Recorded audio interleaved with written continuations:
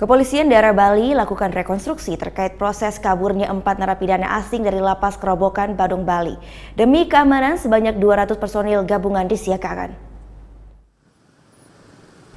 Kamis pagi sebanyak 200 personel gabungan dari Polda Bali dan Polres Badung disiagakan untuk mengamankan jalannya rekonstruksi kaburnya 4 narapidana asing dari Lapas Kerobokan.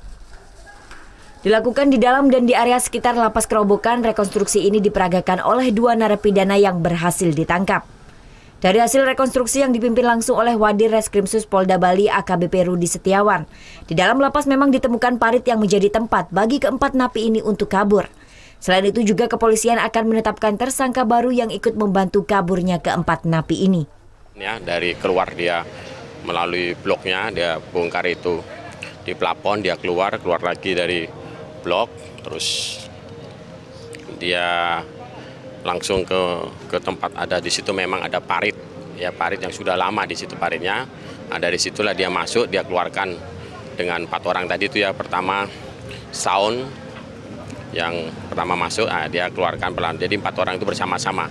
Jadi ganti-gantian dia itu mereka keluar dari blok itu sekitar jam 10 pagi pada saat hujan malam. 10 malam pada saat hujan deras, 10 malam pada saat hujan deras, dan keluar dari lapas itu jam setengah tiga dia keluar. Nah, tapi pada saat keluar itu dia juga membawa pakaian ya, karena dia ada tadi mengganti pakaian.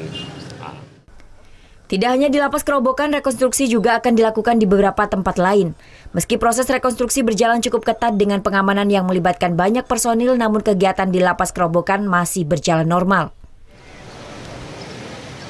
Ya, secara keseluruhan akan ada sebanyak 30 adegan yang diperagakan pada rekonstruksi hari ini. Namun untuk di dalam Lapas Kerobokan sendiri hanya diperagakan sebanyak 10 adegan. Sisanya akan dilakukan di beberapa lokasi yang disinyalir menjadi tempat transit bagi napi untuk bisa sampai ke Timor Leste.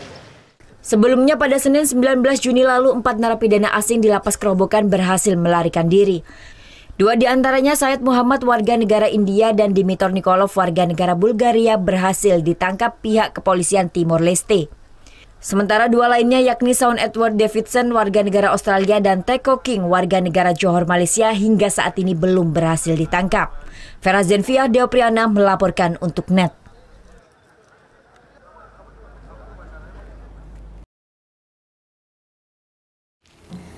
Udah selesai kan nontonnya? Nah, jadi jangan lupa buat like, komen, dan subscribe ya.